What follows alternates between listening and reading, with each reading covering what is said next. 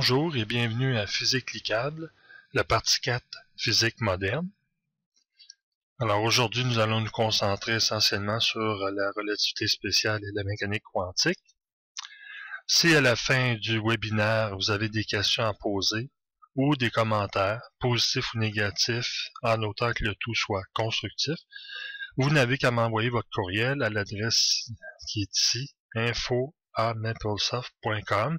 S'il vous plaît, mettre dans le sujet physique cliquable entre crochets. De cette façon, votre courriel va me parvenir plus rapidement. Alors, si vous permettez, je ne m'attarderai pas trop longtemps sur ce qu'est la physique cliquable, en ayant parlé à maintes reprises dans les webinaires précédents. Alors, allons directement dans le vif du sujet. Pardon. La relativité spéciale. Alors, on connaît les transformations de Lorentz, comment les obtenir, basées sur deux principes de base, dont celle de la vitesse de la lumière, qui est indépendante de l'état du mouvement de la source. Vous avez les équations de Lorentz ici. Le P signifie pour le système primé, généralement associé au référentiel inertiel qui se déplace par rapport à un système référentiel qu'on met comme étant fixe. Alors, avec ces équations, nous sommes capables de partir des données qu'on obtient dans un référentiel. Via cette équation, nous pouvons voir ce que nous verrons, nous, dans notre référentiel en mouvement, ou vice-versa, et où U est la vitesse de ce système référentiel primé, et naturellement, le gamma qui apparaît est le facteur de Lorentz, 1 moins V carré. Peut-être ici, j'aurais dû être conséquent avec la notation et marquer tout simplement un U, comme ceci. Alors, je vais sauvegarder pour ne pas oublier ma correction. Nous avons ici pour les intervalles de temps et d'espace, dans le système primé et non primé.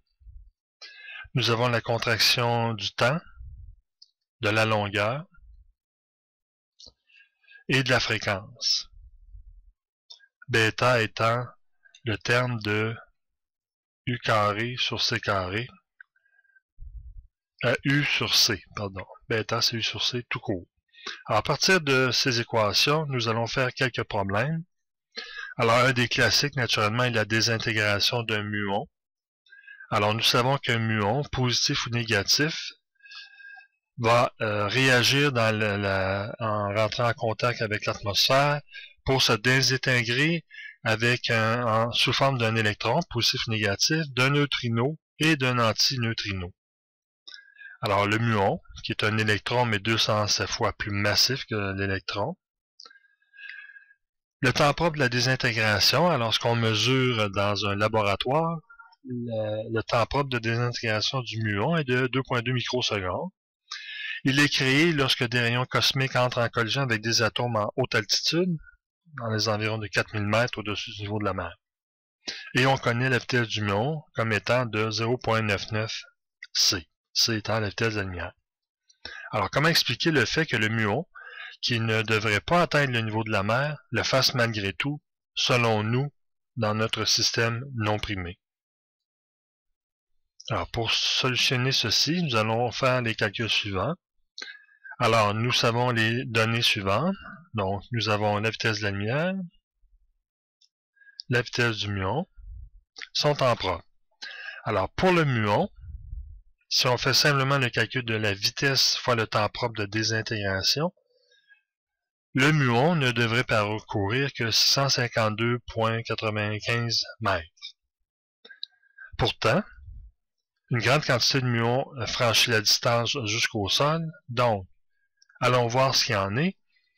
Eh bien, moi, si je mesure le temps propre, mon temps, moi, dans mon référentiel non primé, j'utilise l'équation de Lorentz, qui est ici.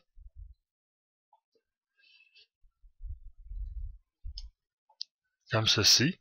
Alors ça, c'est le temps, donc 15,6 microsecondes. Donc pour moi, je perçois un temps plus lent. Alors, si j'assigne cette valeur ici, et que je calcule la hauteur maintenant à partir du temps que je mesure, alors moi, dans mon système non primé, je vois que, en fait, le muon a le temps de parcourir 4700 mètres. Et si on regarde du point de vue de la contraction des longueurs, alors nous avons l'équation qui est ici. Alors, pour le muon, voici la longueur qu'il voit dans son système primé. Et c'est pour cette raison que le muon peut se rendre jusqu'au sol avec son temps propre à lui, parce qu'il ne voit qu'une distance de 652 mètres à parcourir. Donc, le reste, je ne le ferai pas parce que c'est un peu redondant, mais vous avez vu l'idée et vous avez dû déjà voir ce problème-là qui est, somme toute, assez classique. Nous allons passer au problème suivant. Alors, la vitesse d'un satellite GPS est généralement de 3,9 km/s. Si à un moment donné, l'horloge du GPS est synchronisée avec celle de la Terre, quelle sera la différence de temps entre les deux horloges après 1 heure? Donc, la solution sera la chose suivante. Alors, je pourrais entrer les valeurs de la vitesse du GPS et la vitesse de la lumière, faire le calcul, et j'obtiens ce résultat. Or, naturellement, ce résultat est faux, parce qu'Einstein a montré qu'une horloge en mouvement, pour nous, semble aller plus vite qu'une horloge au repos. Alors, ceci ne peut pas être. Qu'est-ce qui arrive? C'est dans l'évaluation du terme qui est ici. Voyez-vous? Alors, il faut faire attention avec les équations de Lorentz, parce que quand on regarde notre équation qui est ici, bêta est petit. Le U sur C, alors U étant petit comparé à C, ce terme devient nul, et on obtient donc T égale à T'. La distance qu'on cherche, c'est la différence de temps. Alors, regardons le temps en fonction du temps propre du satellite GPS, donc 1 heure après. Et la différence de temps va être ceci, tout simplement. T moins 3600. Alors, ce que nous allons faire, quand nous avons dans l'équation de Lorentz que U est très petit par rapport à C, nous pouvons donc constater que bêta est très petit. Et dans ce cas-là, on peut faire tout simplement une approximation via une série comme ceci. Alors, je prends série, le terme est bêta dans ce cas-ci, au point 0, parce que bêta est un point très petit. Je vais me contenter de peut-être tout simplement 3, et je vais enlever le terme d'ordre à la fin qui va être 0,4 pour indiquer que la suite n'est pas tenu compte. Et ça me donne ceci, 1 plus bêta carré sur 2. Donc, je peux réécrire l'équation qui est ici comme étant tout simplement celle-ci, sans perte de généralité. Là maintenant, si je calcule la différence de temps qui est ici, alors ce temps est égal au terme qui est ici. En faisant la différence entre les deux, avec le 60-60 ici qui est en fait le TP, j'obtiens donc le résultat suivant. Et là maintenant, nous pouvons entrer les valeurs et nous allons voir ce que ça nous donne. Alors, on a que la vitesse du GPS est de 3,9 mètres/s. Alors, nous allons évaluer un point. Donc, TP est égal à 3600 secondes. C est égal à 3,8. Et taux, la vitesse du GPS, pardon, est de 3,9E3, comme ceci. Et là, nous avons comme différence de temps la valeur suivante, qui est un terme très petit. Alors, je vais assigner ce terme à la différence de temps entre les deux, et je vais regarder, entre autres, comme information, dans 1 heure, quelle va être la différence de position entre les deux.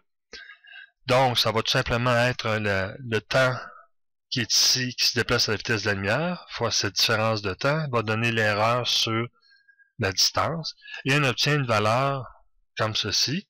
Je vais réévaluer maintenant, et là on voit que le 3 à la 8, maintenant, est un terme presque égal à l'autre, alors j'évalue à ce point-là, et je marque que C, c'est égal à un 8. Et voilà, après 1 heure, la différence de position entre le satellite GPS et la mienne est déjà de 91,3 mètres. Donc, quand on profite de la fonction de localisation de notre téléphone, ou notre cellulaire, ou téléphone intelligent, on voit que on tire grandement profit de la relativité spéciale. Alors, voilà pour ce problème. Nous allons faire le suivant. Alors, dans un référentiel S, j'ai 2 plaques de métal séparées d'une distance D entre les deux. Ces plaques contiennent une densité de charge sigma. Et moi, je suis dans le référentiel S' qui se déplace à une vitesse U selon l'axe des X. Et je me pose la question, moi dans S', qu'est-ce que je vais voir comme densité de charge des plaques?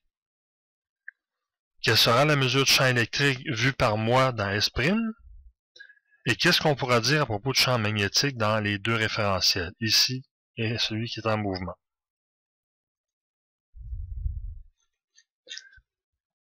Ok, alors, nous pouvons facilement faire le premier, c'est-à-dire que la charge, la densité, c'est tout simplement la charge totale sur la plaque, divisé par la surface, qui est AB. Donc, nous avons ceci. Toutefois, parce que je me déplace parallèlement au vecteur A, ici, alors je sais qu'il va y avoir non pas contraction de la distance entre les deux, mais contraction de la distance A, que je vais écrire donc comme ceci, A'. C'est le A que moi je vois en déplacement. Que vaut A'? Alors on prend les équations de Lorentz, et on obtient ce résultat-là. Alors, que doit-on dire à propos de A? Est-ce une contraction ou une élongation? Eh bien, on peut regarder la fonction suivante et tracer un graphique. Parce que parfois, c'est mêlant quand le gamma est au numérateur ou au dénominateur. Alors, rien de plus facile que de voir un graphique en 2D. Et parce que c'est bêta, bien naturellement, bêta va varier de 0 et je vais arrêter à 0.8 parce que je sais que la fonction va changer très rapidement pour les valeurs de 1. Et j'obtiens, à un moment donné, le graphique suivant. Donc, au fur et à mesure que la vitesse augmente, voyez, je vois que cette valeur diminue. Donc, j'ai bel et bien ici une équation de contraction de AP. Donc, AP est nécessairement plus petit que A. Alors, si j'ai ce résultat-là, et que je regarde à propos de la densité, j'obtiens ceci. Et on voit bien que 1 sur radical de 1 moins b carré est un autre, c'est le facteur de Lorentz aussi. Donc, finalement, nous avons que la densité, parce que naturellement, la charge n'a pas changé. Il n'y a pas un électron ou un proton qui disparaît parce qu'on calcule entre les relations entre les deux systèmes pour être capable de parler, en fin de compte, du même phénomène électrique. Alors, maintenant que le gamma est ici, que représente la valeur? Est-ce une augmentation de charge, de densité ou une diminution? Alors, vérifions tout simplement de la même façon.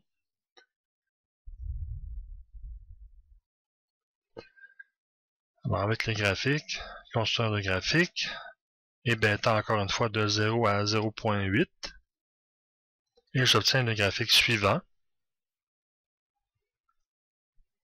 Donc, ça veut dire que, avec la vitesse, si je compare avec l'équation qui est ici, naturellement, parce que A se contracte, le nombre de charges ne changeant pas, il est tout à fait normal de s'apercevoir et de conclure que la densité augmente au fur et à mesure que la vitesse augmente.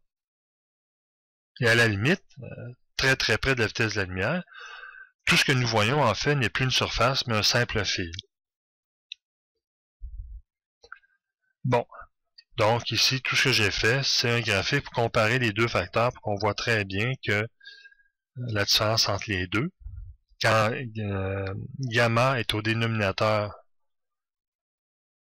ou au numérateur, dans la construction de graphique, d'un 2D, encore une fois, bêta de 0, 0.8. Maintenant, j'ai deux graphiques en ayant fait ce choix. Alors, on va dans les options. Le premier est celui-ci. Je vais le mettre, disons, en rouge. Comme ceci. Et ensuite, je vais venir chercher l'autre équation qui est, bon, ben, déjà une couleur qui fait mon affaire. Allons-y pour le graphique. Et voici la différence entre les deux. Et naturellement, les deux partent à 1, parce que quand bêta vaut 0 ici ou ici, nous obtenons 1. OK, maintenant, la deuxième partie, c'est à propos du champ électrique. Or, nous connaissons l'équation du champ électrique. C'est sigma sur epsilon. Epsilon 0 si on est dans le vide. Et nous savons, par la notion de l'augmentation de densité ici, si la densité augmente, donc je vois un champ électrique plus intense. Maintenant, dans S, à propos de champ magnétique, eh bien, on voit bien que dans S, supposons que ce sont deux électrons qui sont sur les deux plaques, ce sont des électrons. Supposons que je me prête l'attention sur deux électrons. Moi, dans S, l'observateur qui ne bouge pas, je vois un champ électrique, mais jamais je vois un champ magnétique parce qu'il n'y a pas de courant, et sans courant, pas de champ magnétique. Alors que pour quelqu'un qui regarde dans S', dans cette situation-là, pour moi, je suis immobile et ce sont les deux plaques qui s'en vont à une vitesse dans cette direction-là. Donc, je vois deux électrons qui se déplacent. Donc, pour moi, dans S', je vois un champ magnétique parce qu'il y a courant. Donc, je devrais dire et en conclure que, par exemple, ces deux électrons, en fonction de la force du champ magnétique, comment vont se comporter les deux électrons. Alors, quand on conclut là-dessus, on peut voir, on peut en déduire que naturellement, comme Einstein le disait lui-même, que le champ magnétique est une propriété purement relativiste. Je vais regarder maintenant dans ce cas-ci si les plaques sont de cette façon. OK? Et que S', je considère que S', c'est le référentiel qui ne bouge pas. Maintenant, c'est S qui bouge. Alors, c'est une question d'utiliser les transformations de Lorentz de cette façon aussi, pardon, avec X et T. Donc, dans ma solution, qu'est-ce qui va contracter ici? Ce sera encore cette longueur ici pour moi qui va se contracter. La densité de courant va être donnée par la densité en prime fois la vitesse U. J'obtiens ceci. U, c'est B fois C. Donc, j'obtiens comme courant ceci. Maintenant, on se rappelle que le champ magnétique, c'est mu0 fois le courant. Et je réécris le tout comme ceci en tenant compte de la définition de la densité, alors la charge sur AB, et j'obtiens cette belle équation. Ceci sera le champ dans prime que je vais mesurer en regardant les particules, le courant de particules se déplacer entre les deux plaques. Maintenant, on pourrait faire le problème suivant. Et ici, c'est la distance entre les deux qui va changer. Donc, les calculs se font aisément. Alors, je ne m'y suis pas attardé plus que ça parce que nous avons quand même beaucoup de choses à voir encore. OK, prochain problème que je vais faire en relativité spéciale est le suivant. Alors, j'ai un photon qui entre en collision avec un électron au repos. Donc, c'est une collision à la Compton avec θ est égal à 180. Dans le sens que, avant, je donne des valeurs ici, tout simplement parce que je vais faire un calcul du quadrivecteur moment. Donc, j'ai l'énergie, je donne 2, et la quantité de mouvement, 2. Et ici, je donne une énergie 1 à l'électron. Et naturellement, parce qu'il est au repos, il n'a aucune valeur de quantité de mouvement. Et après la collision, qu'est-ce qui va retourner ici? Je ne le sais pas. Je ne sais pas son énergie, je ne sais pas quelle sera sa quantité de mouvement. Et je sais que l'électron, lui, suite à cette collision, va partir dans ce sens-ci. Donc, je ne sais pas quelle sera son énergie et encore moins sa quantité de mouvement. Donc, c'est ce que nous devons calculer. Alors, pour le faire, nous allons procéder de la façon suivante.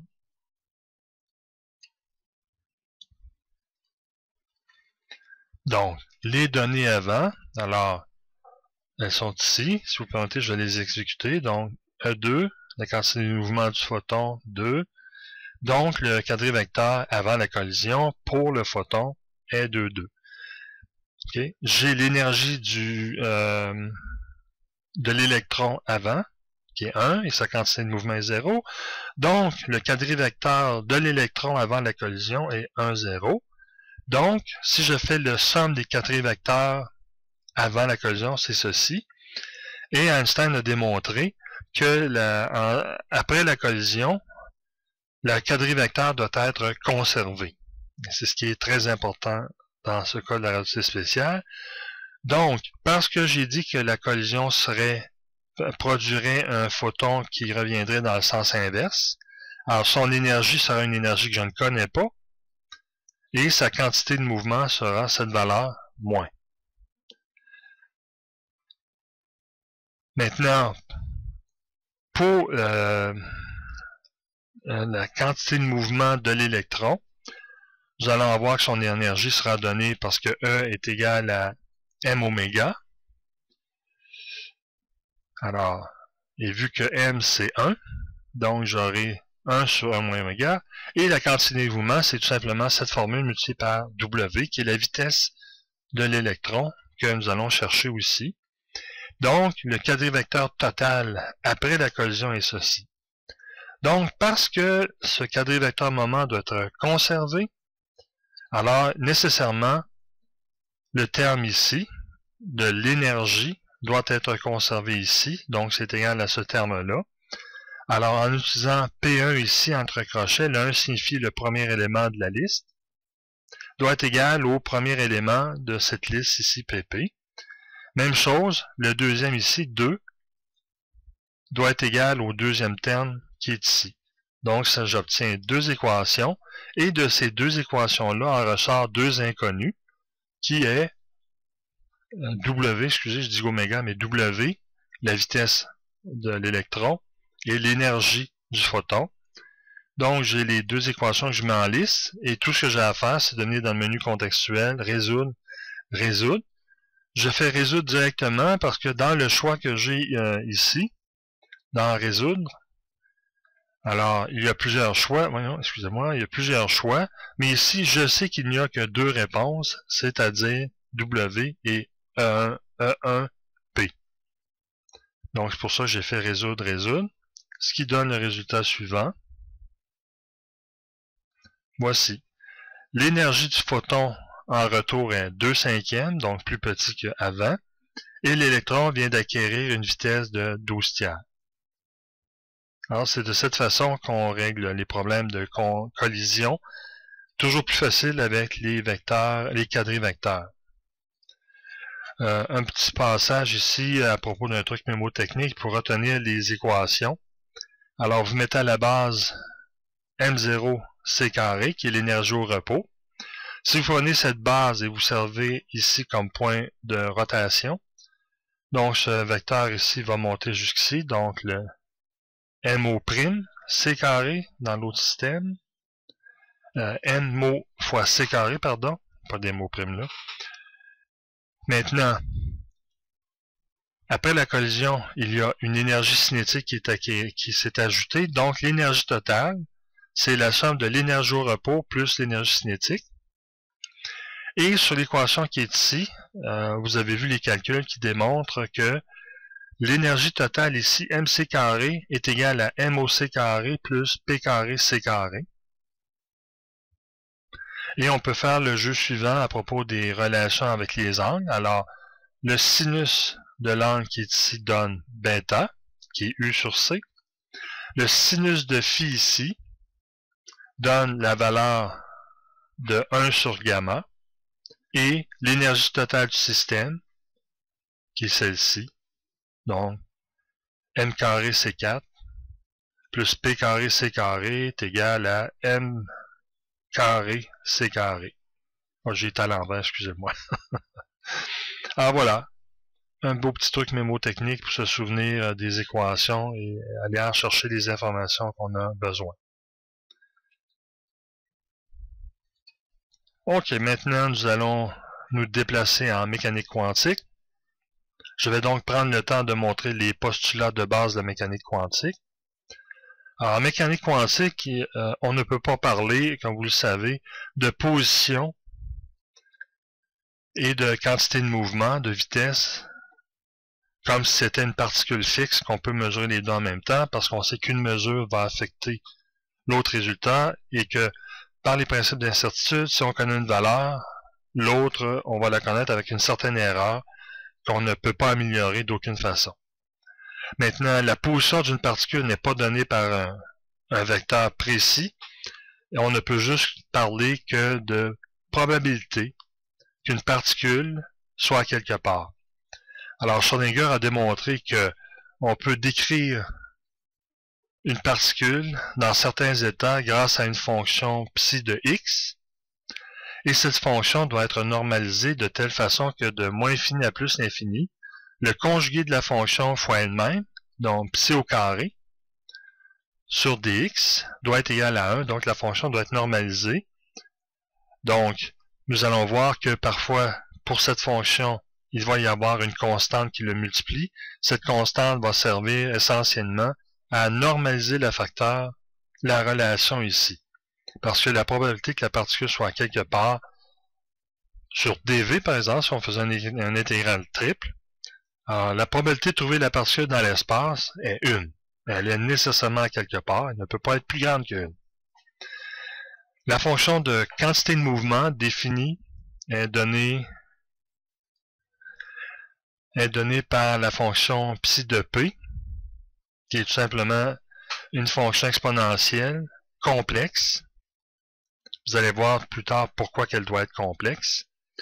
Et cette fonction, est une solution de l'équation différentielle suivante, qui est l'équation de Schrödinger ici. Alors I, naturellement, le facteur complexe, h bar qui est h sur 2pi, double dérivée de psi est égal à p psi elle-même, avec p qui nécessairement doit être égal à a carré, le facteur qui est ici, 2pi h bar n. Ici, vous devez comprendre pourquoi ce facteur ici apparaît, mais nous allons le voir tout à l'heure en faisant des problèmes. Ensuite, un autre des postulats est que pour chaque variable dynamique observable, il existe un opérateur correspondant. Alors, dans le cas de la fonction de quantité de mouvement, l'opérateur ici, c'est...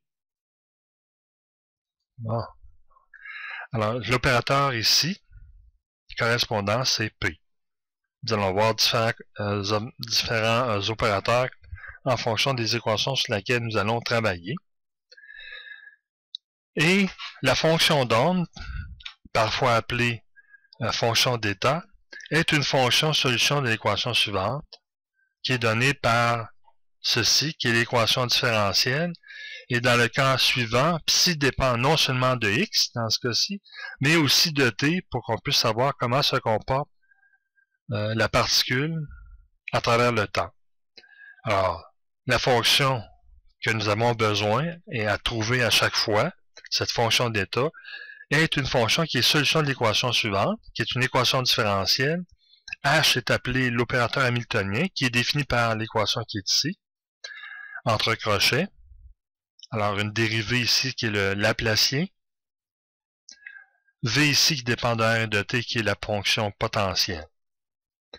Donc, le H oméga, c'est ceci, fois la fonction, telle qu'elle est marquée ici. Que représente ici le delta au carré? Eh bien, c'est ce qu'on appelle le Laplacien.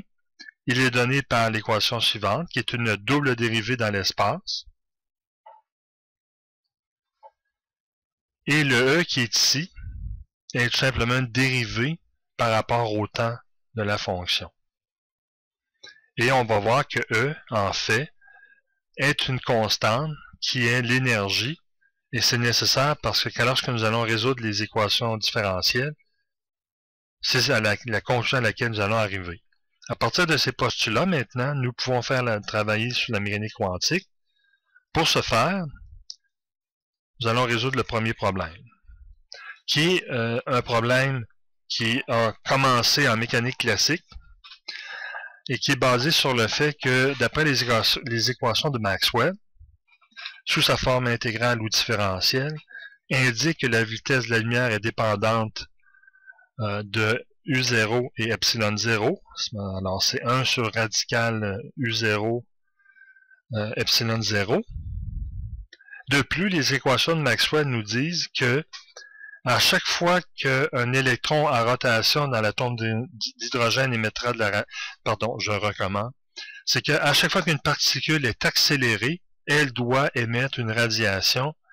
Et dans le cas... Alors, quand je dis accélérée, c'est-à-dire, par exemple, soit changer de vitesse ou soit changer de direction.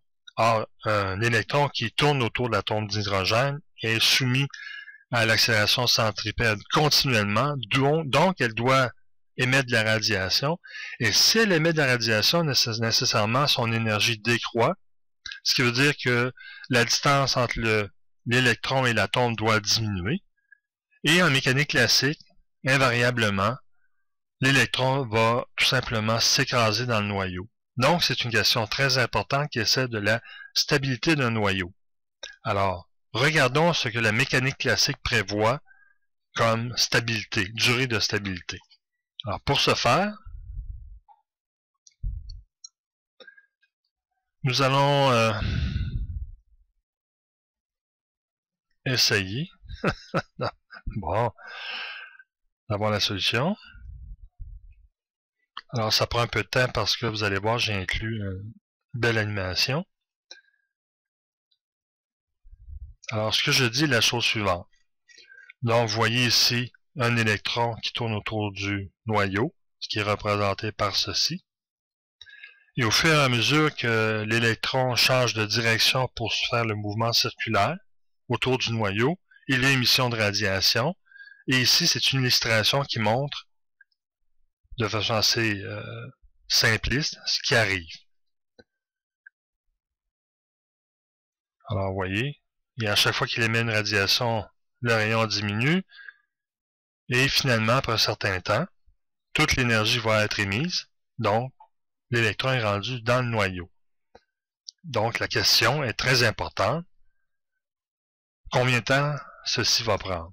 Alors, selon la mécanique classique, vous savez que les deux forces en action sont la force électrique, qui est donnée par cette relation, et vous savez aussi que c'est ce qui intervient dans ceci, dès qu'il y a un mouvement de rotation, il y a une accélération centripète qui est donnée par cette équation, avec le A centripète qui est V carré sur R. Toutes les choses que vous avez vues en optique. Maintenant, pour que l'électron demeure à une distance constante, c'est-à-dire une stabilité certaine et absolue, bien, il faut que les deux équations soient égales. Alors, c'est ce que j'ai fait ici. Donc, il y a l'équation de la vitesse que je vais aller solutionner. On va obtenir les deux valeurs de vitesse. Alors, vu que c'est au carré, je vais obtenir les solutions pour voir si j'en ai deux. J'en obtiens deux. Les deux sont réels. Et naturellement, je vais prendre la deuxième, qui est positive, parce que l'autre, c'est la même chose, mais elle tourne dans l'autre sens. Alors, restons positifs. Donc, avec le menu contextuel, je vais aller sélectionner cet deuxième élément. Et ensuite, je vais l'assigner à, justement, le terme V.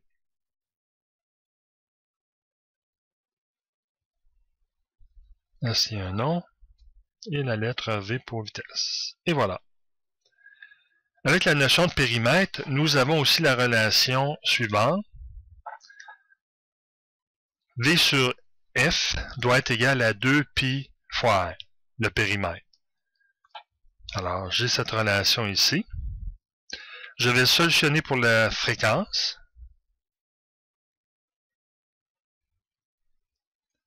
Alors, résoudre.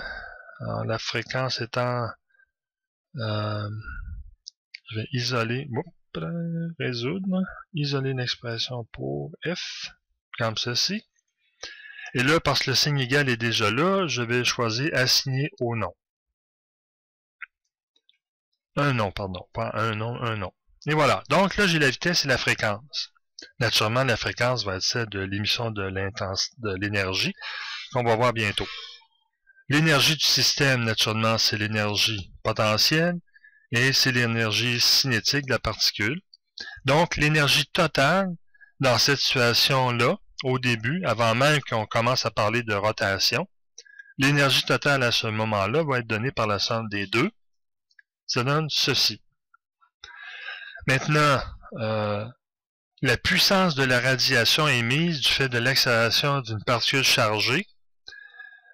Ici, la démonstration est un peu compliquée. Pour ceux qui sont intéressés de la voir, moi je l'ai pris dans le très bon livre de Jackson, Classical Electrodynamics de Wiley. Moi, c'est la seconde édition que j'ai. Alors, pas éditon, mais édition. Et le résultat est le suivant. La puissance dépend de l'équation qui est ici. Et notez ici que le V, c'est bel et bien la dérivée de V, donc on parle d'accélération au carré. Ok, cette équation va nous être très utile tout à l'heure. Alors, nous savons que l'accélération est donnée par la dérivée de V par rapport au temps. Ce que je peux écrire tout simplement comme ceci, comme étant dV sur dr, dr sur dt. Maintenant, ici, remarquez, j'ai mis deux apostrophes pour la simple raison que je ne veux pas que mes pôles exécutent ce résultat.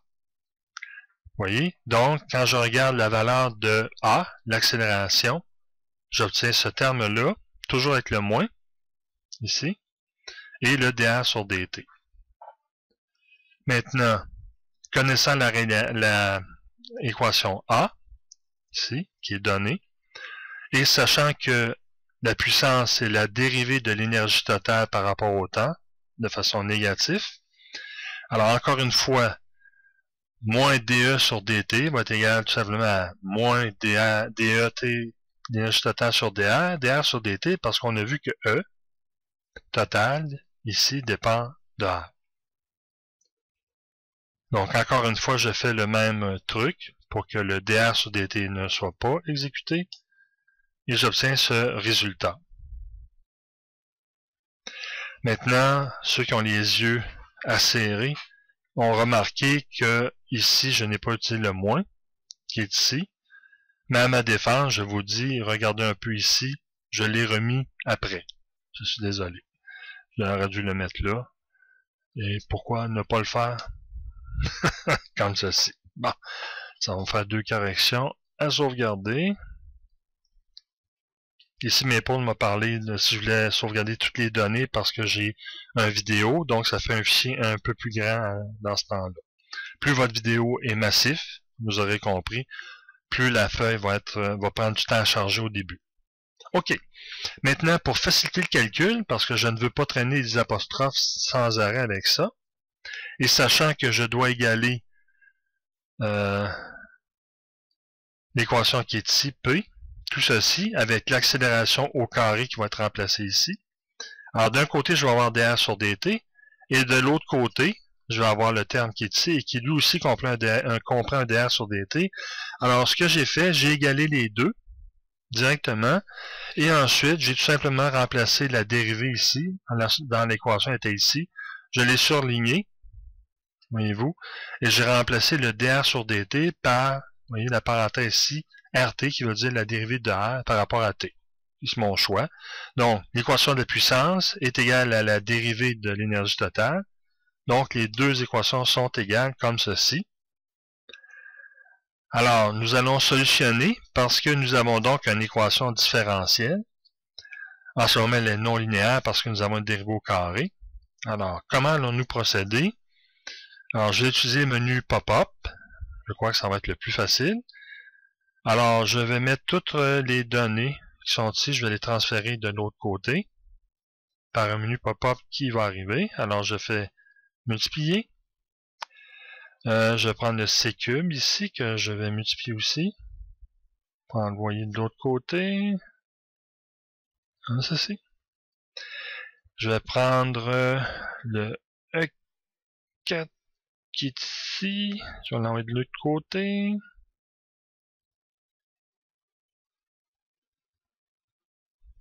Allez donc, s'il te plaît. Bon, il ne veut pas. Alors, faisons ceci. J'ai R3 et R carré ici. Alors, je vais prendre le R3 qui est ici. Ça va donner ceci. Là, je devrais être plus chanceux pour ce qui est de mon E4. On recommence. Et on l'a. Voici. Et là, j'ai une dérivée au carré, mais je tiens à vous faire remarquer ici que j'en ai une dérivée. Alors, je devrais pouvoir l'envoyer de l'autre côté. Comme ceci. Et voilà, là, j'obtiens ce que je voulais. Maintenant, notez que la dérivée RT, ici, dr sur dt, est égale à un tas de constantes, ici, okay, avec epsilon, fois R. Alors, tout ce qui est constant, je le regroupe ici sous le terme de la valeur C. Et maintenant, en faisant ceci, j'obtiens ici que dr sur dt est égal à moins C, les constantes, fois R. Équation différentielle simple à solutionner que vous êtes capable de faire. Et en faisant l'intégration, on obtient ceci. T moins T0, c'est-à-dire le temps pour s'écraser, va être égal à ceci. Un logarithme de R, la position à un certain moment, par rapport à R0, qui est la valeur de la position au temps initial. Alors, qu'est-ce qu'on va faire avec ces données-là?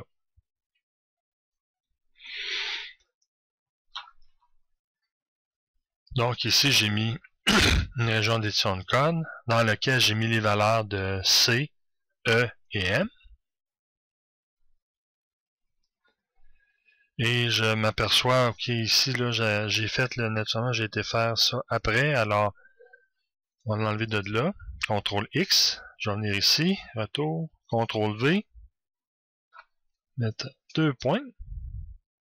Je vais refermer ma région d'édition de code. Et maintenant, je vais les définir. Alors, vous voyez, les valeurs ont tout apparu ici. Ce qui fait qu'en sachant ces valeurs-là, je connais l'équation de la vitesse initiale, qui est donnée par l'équation qui est ici. Allons voir ce que ça donne comme vitesse, premièrement. Alors, j'ai une vitesse suivante.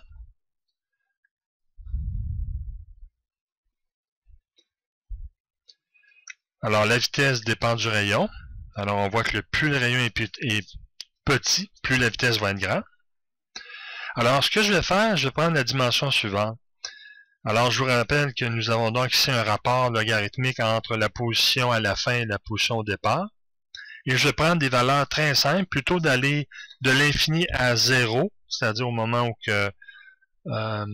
l'électron va s'écraser sur le noyau. Je vais prendre une dimension très petite, et vous allez voir que déjà la vitesse, le délai va être quand même impressionnant à voir. Quel temps que ça va prendre pour passer d'une dimension nucléaire, alors 10 à la moins 15. Alors, la vitesse, bon je dis alors souvent, je m'excuse. Donc, la vitesse va être ceci. Si j'en fais une approximation, j'obtiens le chiffre suivant. Alors, un fabuleux 5 à la 8. Alors, ça donne quelque chose de plus vite que la vitesse de la lumière. Donc, ça marche. Déjà là, il y a quelque chose qui ne marche pas. Et je prends ensuite ce qu'on appelle la dimension atomique. 10 à la moins 10. Ça, je veux dire que c'est la position de départ. Maintenant, je dois calculer la valeur de C. On pourrait recalculer la valeur de V si vraiment vous êtes intéressé. Alors, revenons à V dans ce cas-ci. Qu'est-ce que j'obtiens? Alors, OK. Donc, je vais faire évaluer.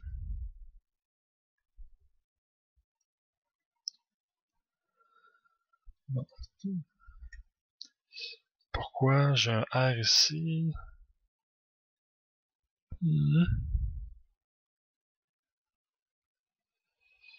C'est parce que je veux pas... Bon, je vais faire ceci à la place. R égale 10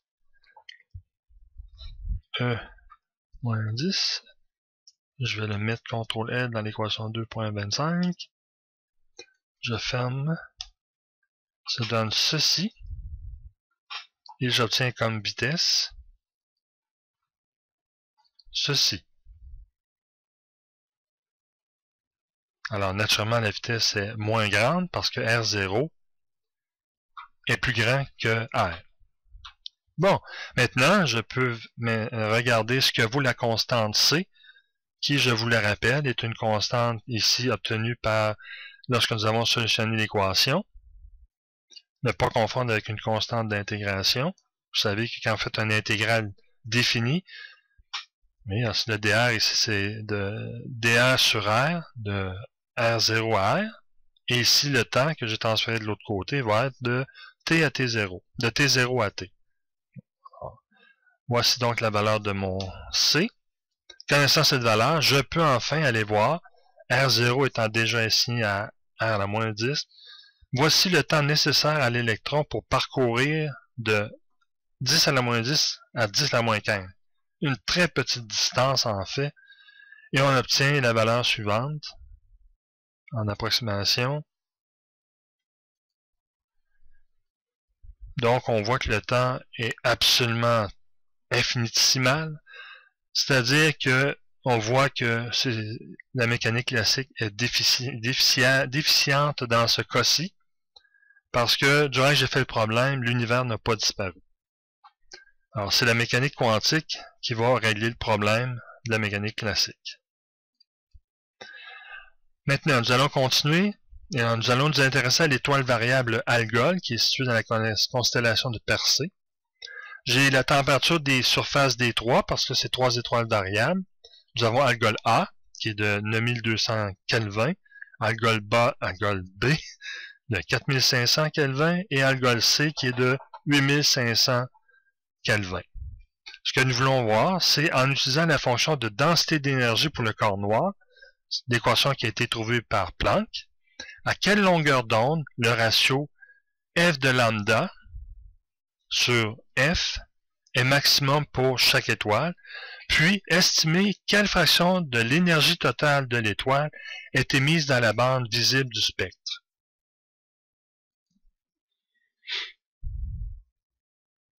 Alors, voici.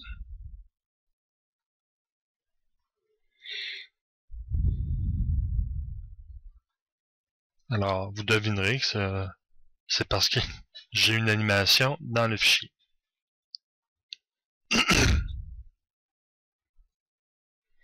Bon, pour fin instructive, il est intéressant de regarder que vous avez donc la constellation de Persée.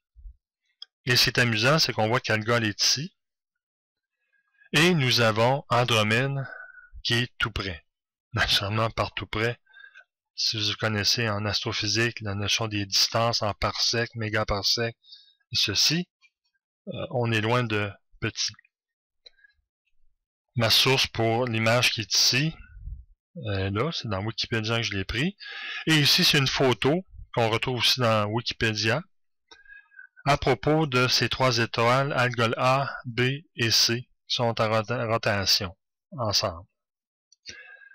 J'ai regardé les unités d'énergie dans le cas suivant. Alors, nous avons que la constante de Planck en erg seconde est donnée par ceci. La vitesse de la lumière. Lambda est en mètres. J'ai pris un lambda quelconque. Donc, si je fais HC sur lambda, j'obtiens ceci. Donc, c'est des erg. Si je remplace les unités par des joules, alors j'ai tout simplement pris le menu contextuel. Je suis venu dans Unités, remplacer les unités. Vous voyez, par défaut, j'ai obtenu des joules. Donc, ça donne cette valeur-là. Donc, je reviens à l'équation, à la constante de Planck, et on voit donc que la constante de Planck, c'est une question de joules fois seconde. D'abord. Et c'est la même valeur, mais naturellement, l'exposant n'est pas pareil. Maintenant, ici, les joules, oui, je peux le ramener en erg après. Bon. Et j'ai K, qui est la constante de Boltzmann, qui est donné par ceci, qui est des joules par degré Kelvin. Et j'ai fait un calcul pour une valeur de Kelvin quelconque, 300 Kelvin, et j'ai fait le produit coté, et je vois que coté, c'est des joules aussi, comme pour le terme HC sur lambda. Alors maintenant, ayant pris le temps de regarder ce que ça donne, j'ai une petite animation ici, dont malheureusement je ne me souviens plus où j'ai pris, ça fait longtemps que j'ai ça, qui montre que nous allons ici le rapport entre F lambda et F, en fonction des longueurs d'onde. Et nous voyons qu'en le cas suivant, vous voyez, la température est ici, à lambda, le spectre visible est ici, donc c'est cette couleur-là. C'est le maximum du spectre visible, ce qu'on nous demande de calculer ici, dans le spectre visible. Et vous allez remarquer qu'au fur et à mesure que la température augmente, okay, le maximum va changer de place. Et on va voir vers quelle couleur l'étoile va changer.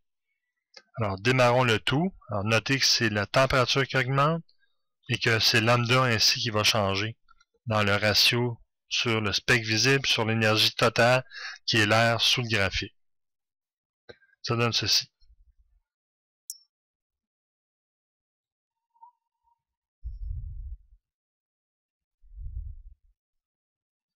Et ça va comme ceci jusqu'à 10 000 degrés.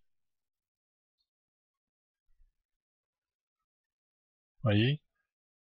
Et à la fin, on voit très bien que le maximum du spectre visible est dans le bleu. Alors, sachant le comportement de cette courbe de densité, nous allons pouvoir faire des calculs pour obtenir ces valeurs-là en fonction des 3 étoiles du système Algol. Alors ici, j'ai défini les constantes que je vais avoir besoin. Alors H, C et K, tous en joules par seconde. Alors, j'exécute. Elles apparaissent dans la palette de variables. Alors, vous reconnaissez ici l'équation de Planck que j'ai mis sous cette forme qui est plus facile à manipuler en tenant compte que quand nous exprimons la formule de Planck sous cette forme, la valeur de x est donnée par ceci. X dépend de la lambda et de la température via ce facteur qui est ici. Alors, quand je vais exécuter la valeur de x ici, je vais savoir la valeur que vaut x en fonction de lambda et t, la température. Alors, x est donné par ceci. Maintenant que c'est fait, nous allons calculer pour une température, par exemple, toute l'énergie totale sous la courbe. Alors, on peut poser la question, malgré le fait que la courbe se déplace en fonction de la température, est-ce que l'air sous la courbe demeure toujours constant? C'est un beau problème à faire que je n'aborderai pas ici. Dans notre cas, on obtient en calculant pour les fonctions qui est ici, et on obtient cette valeur. Maintenant, pourquoi je n'ai pas fait? Peut-être parce que je ne l'ai pas exécuté. Voilà. Bon, on recommence. Et j'obtiens ceci, pi à la 4 sur 15. Bon, maintenant, nous allons travailler avec les 3 températures que nous connaissons. Et de cette façon, nous allons pouvoir trouver les valeurs lambda après. Donc, j'ai fait une séquence de termes, 2 points égales, une séquence de température. De cette façon, automatiquement, TA est assigné à 9200, TB à 4500, et vous venez de comprendre la suite. Alors, travaillons pour le calcul de la longueur d'onde pour Algol A. Alors, la fonction totale, alors dans ce cas-ci, c'est la fonction f tout court, okay, sans utiliser le terme f sur lambda. Donc, nous utilisons uniquement la fonction de densité. Et en fonction de la température, nous allons chercher que vaut le pic de la fonction densité. Ça va?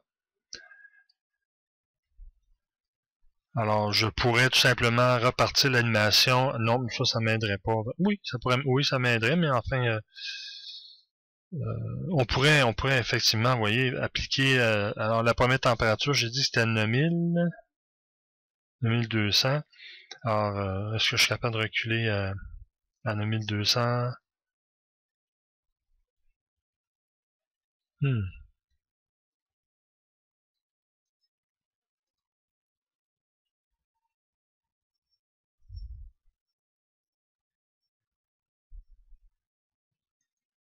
Oh, excusez-moi, je cognais tellement fort.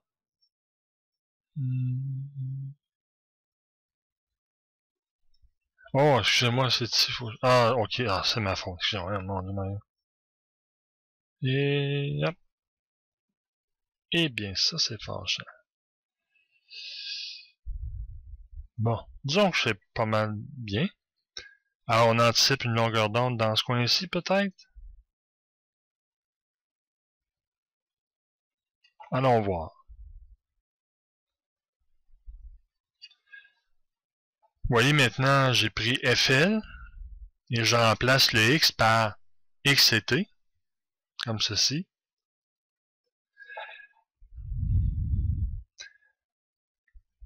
Alors, si on cherche un maximum, naturellement, ça fait longtemps que dans votre tête, ça a résonné dérivé. Ça donne ceci. Et cette équation doit être égale à 0. Et ici, je vous permettez, j'ai fait déjà toutes les manipulations. Okay. Et j'obtiens la fin de l'équation suivante, qui est ici. Maintenant, j'utilise la macro-commande solve. Alors, résoudre cette équation. Okay, parce que c'est des manipulations que vous êtes capable de faire facilement. Maintenant, c'est une équation non linéaire. Alors, on ne peut pas le résoudre de façon algébrique ordinaire. Généralement, dans ce temps-là, on peut s'attendre à une fonction spéciale, et c'est exactement le cas. Il faut prendre le temps de dire que ici c'est x, naturellement. Je ne sais pas pourquoi j'ai marqué r. Et si on solutionne pour x, dans l'équation qui est ici, j'obtiens la fonction suivante, qui est, en regardant attentivement dans les fonctions spéciales, on va voir que c'est la fonction Lambert W. Et à 5 chiffres, ça donne ceci, 201, à 0.201. OK?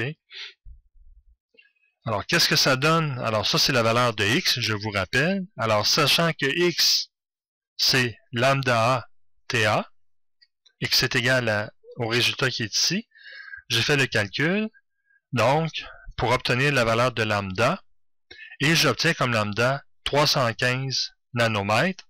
Alors, si je reviens à la figure ici, vous voyez, 315 nanomètres, je suis assez dans le coin. Ça va? Alors, il faudrait que je prenne le temps de retracer la fonction de densité, mais je vois ici que vu que c'est un rapport, la hauteur n'est pas importante, mais au moins la situation où est le maximum, 315, je crois que je suis assez près de ce qu'il faut. On va faire la même chose pour les autres équations. Alors ici, je l'ai fait pour A, je le fais pour B, exactement la même chose, et j'obtiens 644. Alors, il faudrait que j'aille à la température de TB, qui est de, bon, je ne sais pas quand, c'est 4500. Alors, revenons travailler notre affaire avec, je montre un peu, 4500, donc je dois nécessairement reculer. Ben, 4500, à peu près, bon. Et là, j'obtiens un maximum qui est à peu près dans le coin de 600 quelque chose. Et si je regarde le calcul que j'ai fait pour algol B, et 644, alors je considère que on s'est pas trompé dans notre valeur ici. 644 est le maximum ici. Ça va? Et je termine en montrant tout simplement le résultat pour C, qui est de 314. Naturellement, vu que c'est 9000 quelque chose encore une fois, c'est 8500. Alors, peut-être une confirmation. Allons voir à 8500 à peu près. Comme ceci. Alors, le maximum est dans ce coin-ci encore. Et je vais voir mon résultat qui est de... Pour C, c'est 341. Vous voyez, alors 341, là, dans ce coin-ci. Et voilà. Donc, ça donne nos valeurs qu'on cherchait. Maintenant, il nous reste à calculer Dans la partie du visible, quand je parle de partie visible par rapport au dessin qui est ici, ce sont les deux droites verticales pointillées. C'est le spectre du visible. Alors, dans toute l'énergie totale, quelle partie ici, F lambda sur F, fait partie du spectre visible? Alors, dans ce cas-ci, pour le spectre visible, on sait que c'est entre 400 et 700 nanomètres, approximativement, on ne se battra pas pour ça. Donc, je dois calculer l'énergie entre X1, qui est 400, et X2, qui est 700, pour TA. Okay, alors, j'utilise encore l'équation de X que j'ai définie ici comme opérateur fonctionnel. Alors, c'est l'équation, vous voyez, que j'utilise encore une fois. Donc, j'obtiens que le résultat suivant pour X1 et X2. Et maintenant, ceci me permet de calculer la fraction du spectre visible dans l'intervalle de X1 à X2 de la fonction suivante qui est la fonction de Planck. Et j'ai fait le calcul et j'obtiens ceci. Ça, c'est toute l'énergie entre les bornes X1 et X2, c'est-à-dire entre 400 et 700 pour la température de l'alcool A. Et si je calcule ce pourcentage sur l'énergie totale, qu'on a calculé tout à l'heure, qui était pi à la 4 sur 15, ça donne 35% de l'énergie dans le spectre visible. Et les mêmes calculs maintenant pour le reste. Et donc, je n'ai pas besoin d'aller même plus loin pour les calculs. Vous voyez, 27% pour algol B, et C, c'est 37% de l'énergie totale qui est dans le spectre visible. Alors, voilà une chose que l'équation de Planck nous a permis de calculer. Ok, ici, je vais faire un cas classique d'un potentiel. Ok, j'ai un V0 ici, et donc, j'ai deux valeurs ici de potentiel infini. Ce qui veut dire que ma particule, en fonction de l'équation de Schrödinger, va nécessairement être dans la partie ici. Naturellement, ça dépend quelle sera son énergie initiale. Mais dans le cas que nous considérons que le potentiel est infini, et nous allons voir que ça nous induit à conclure que la fonction d'onde va nécessairement être dans la région 1. Alors, solutionnons l'équation de Schrödinger pour ce type de puits de potentiel et nous allons voir quelle fonction d'état nous allons obtenir.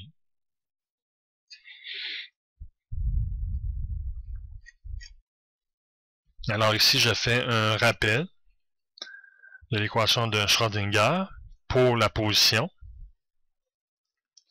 comme ceci.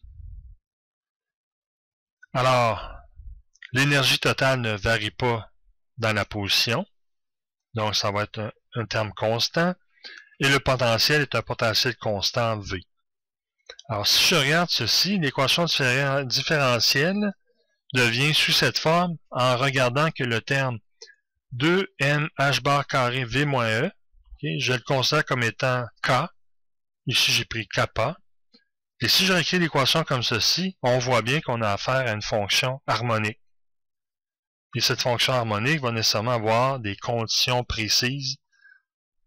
Alors, ce que j'ai fait, j'ai écrit l'équation différentielle que nous devons solutionner. Et vous voyez, le d au carré sur dx carré remplacé par psi bar bar, comme ceci.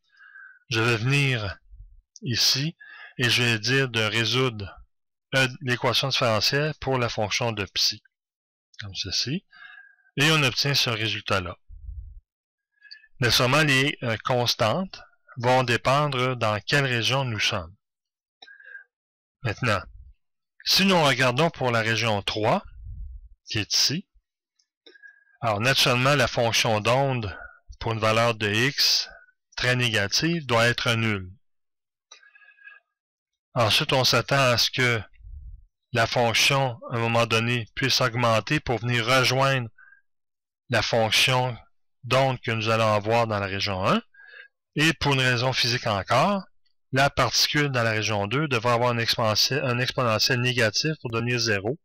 Et nécessairement, elle va devenir négative très rapidement.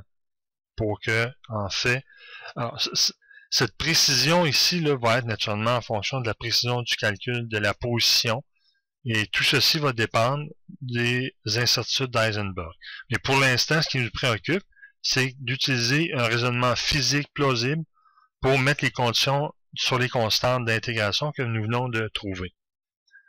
Alors, comme j'ai dit, donc, la solution doit être nulle vers les x négatifs et infinie à l'interface des régions 3 et 2. Donc, la seule façon de faire ceci, alors, pour que ce soit 0 en x négatif, ça nous oblige à faire en sorte que ce terme-là disparaît. Ça va? Et C1 ici, avec peu importe le kappa, à 0, ça va nous donner une fonction qui va monter assez grandement, ce que nous voulons avoir dans la région 3. Donc, on substitue dans notre solution, que j'ai appelée ψ3 pour la région 3, C est égal à 0. Comme ceci, dans... Alors, je ne comprends pas, c'est supposé de se remplir tout seul, donc on parle de 2.2. Bon, on recommence, et voici.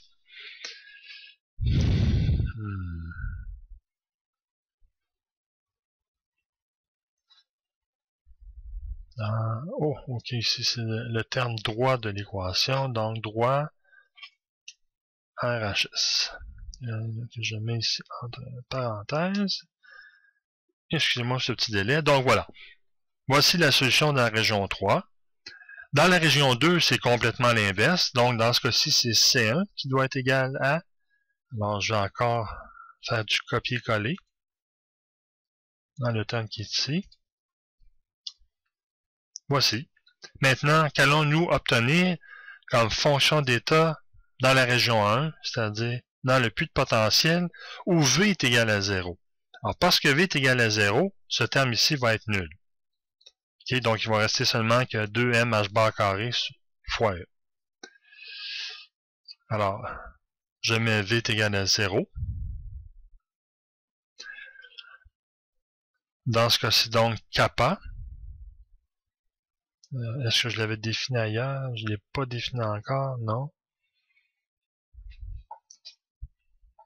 Je n'ai pas défini kappa encore.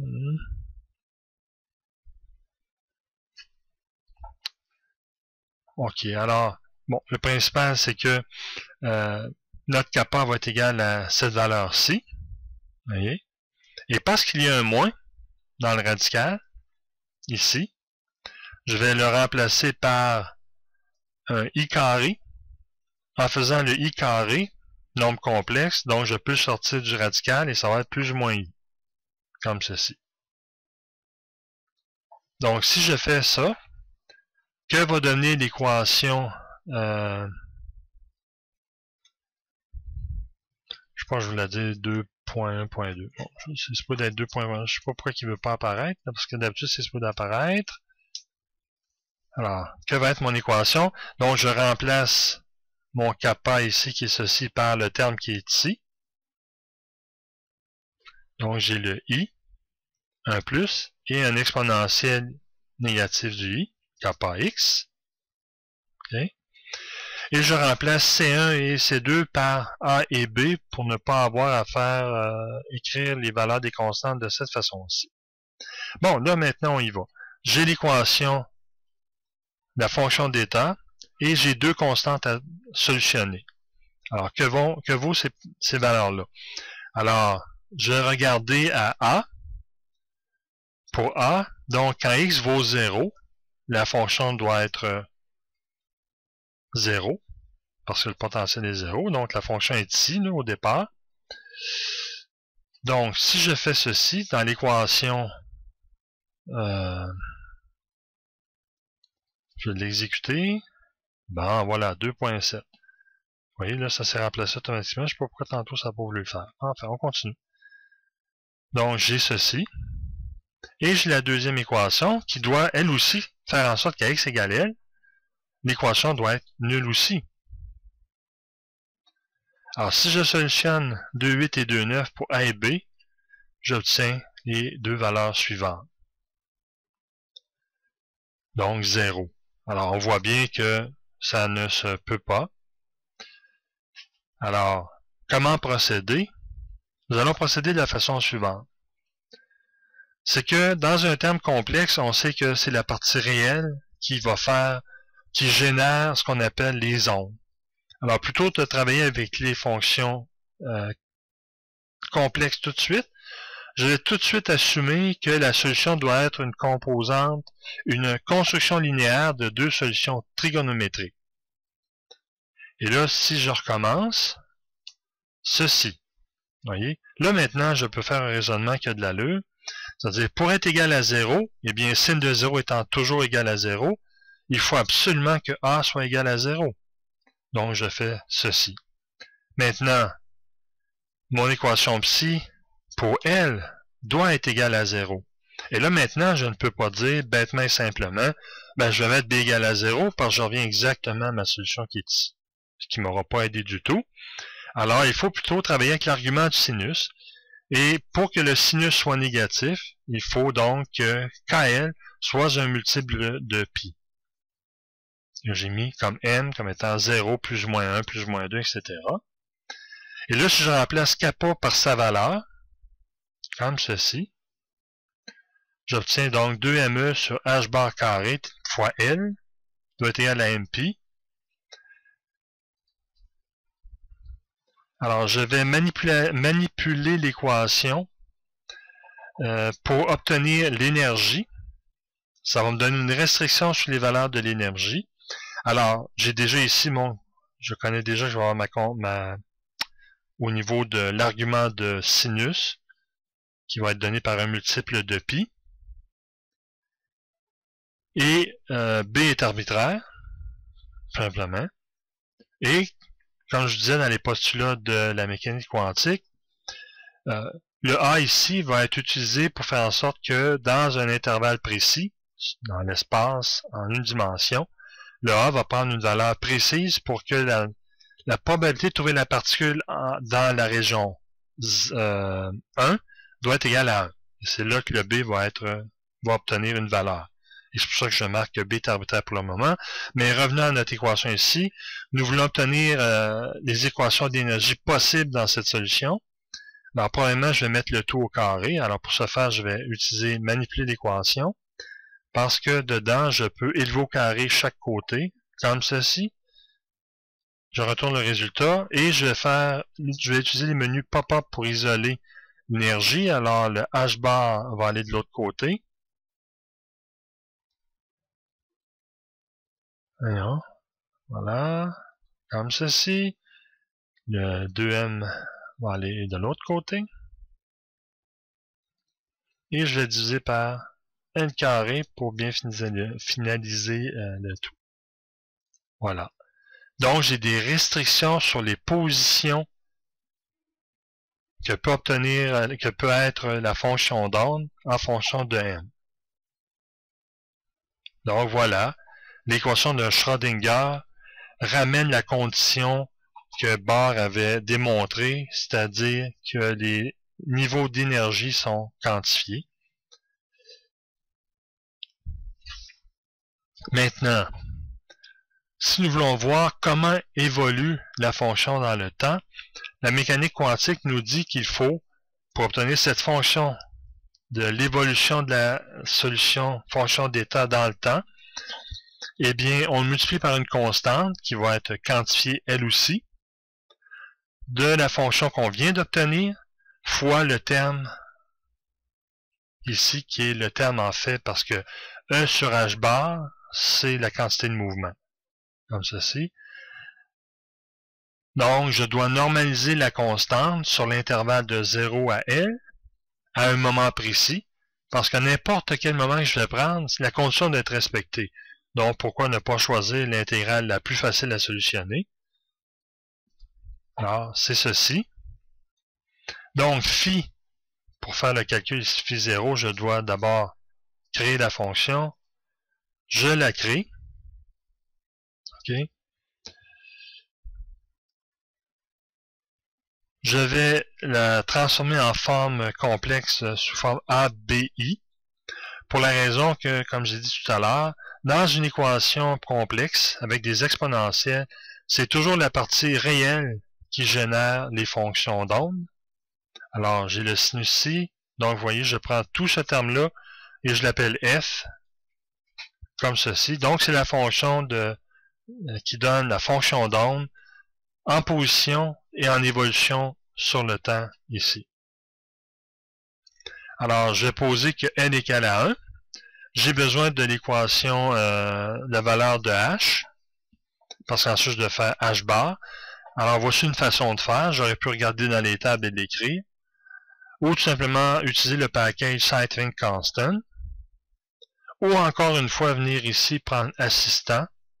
Et venir dans constante scientifique. J'aurais obtenu la valeur de h aussi. Alors, je vais montrer celle-ci. Vous voyez, je change de package constante scientifique, qui en passant n'est pas dans les packages par défaut. Il y en a beaucoup d'autres. Alors, ce que vous pouvez faire, c'est de tout simplement venir ici en bas tout à fait, et on ne le voit pas parce que mon écran est pas assez long. Mais ici, en dessous, c'est marqué lister tous les packages. Vous cliquez sur lister tous les packages et vous allez voir le package Scientific Constant existe. Alors, est-ce qu'il est chargé? Alors, naturellement, on ne verra pas, mais il est chargé. On va le voir. Si ça ne marche pas, la suite ne marchera pas. Alors, dans le paquet scientifique, il y a la fonction obtenir la constante h. Et un coup que j'ai été l'extraire, je vais prendre la constante h et je vais aller chercher sa valeur, que je vais diviser par 2π tout de suite, parce que c'est la valeur de h bar qui est ici qui m'intéresse. Comme ceci.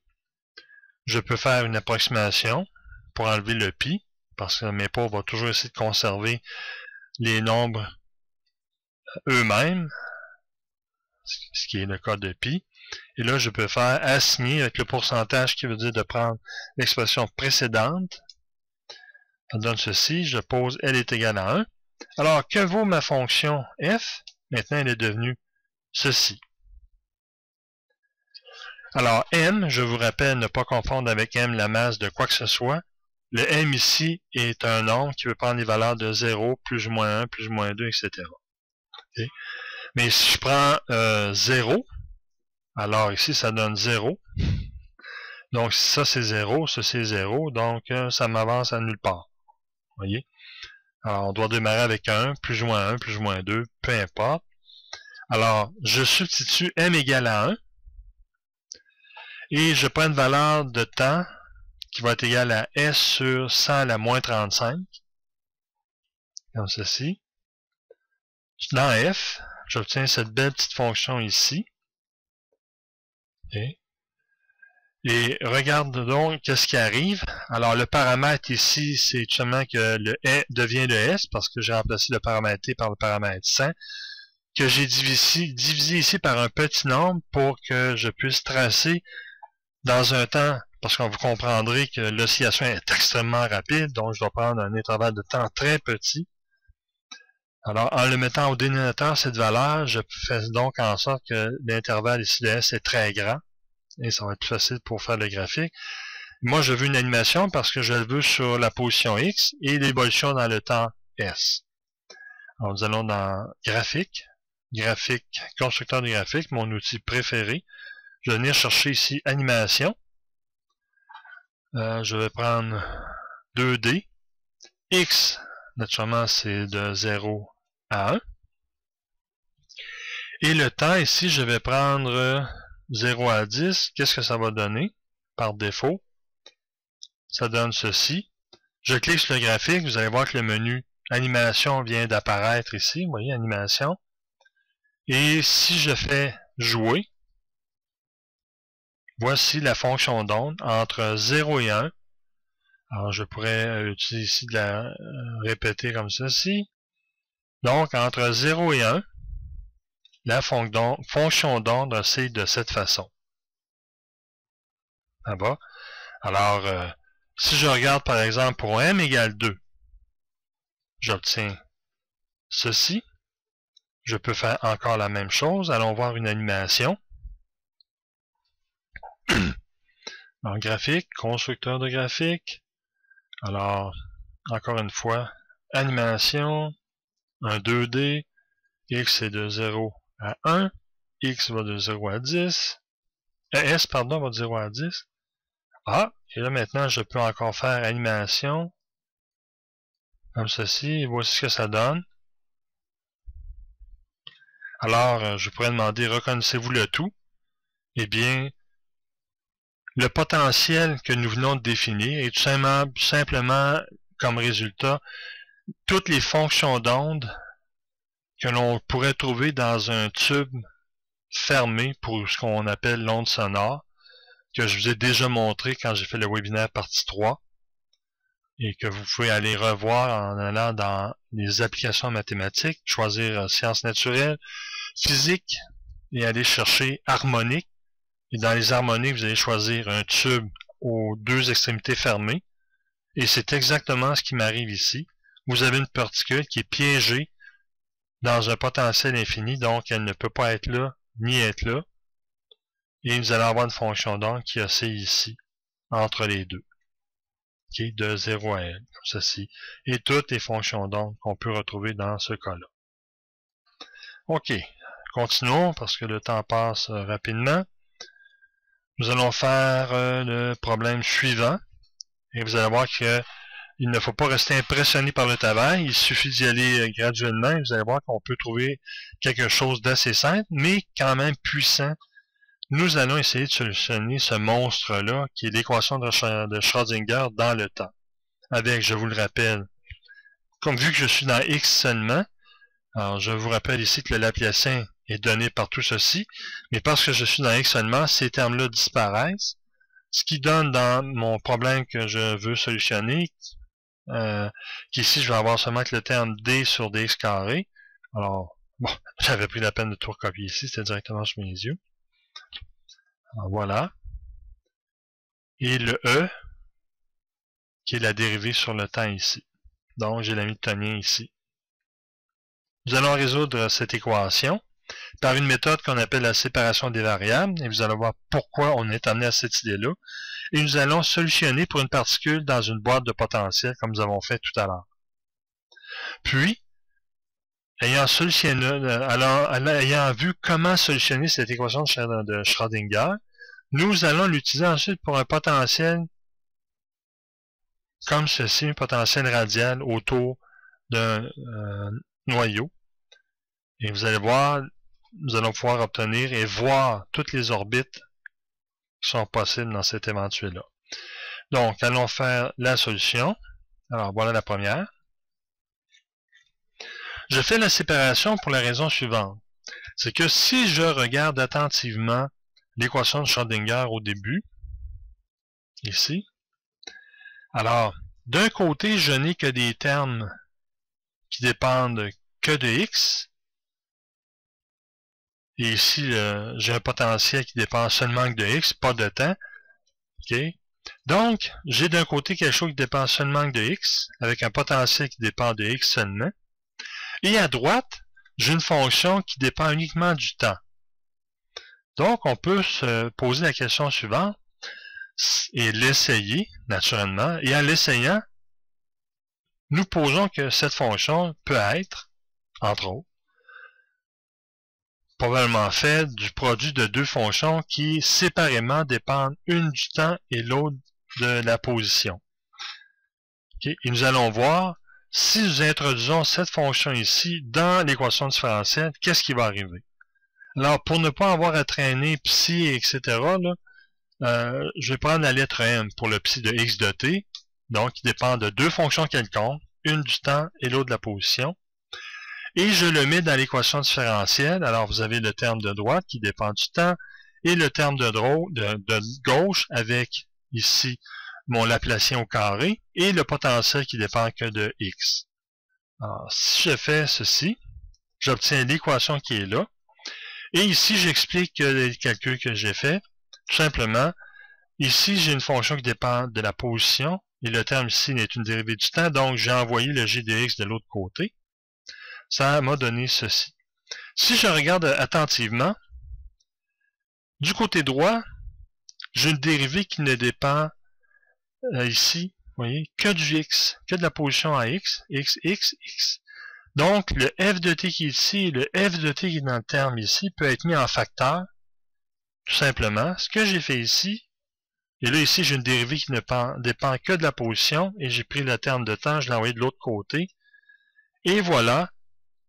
Si nous posons que la solution est le produit de deux fonctions, une du temps et une de la position, okay, nous obtenons le résultat suivant. Le terme de droite est tout simplement 1 sur gx, le gx est ici, et si on simplifie tout le reste, vous allez voir que c'est tout simplement l'hamiltonien fois gx.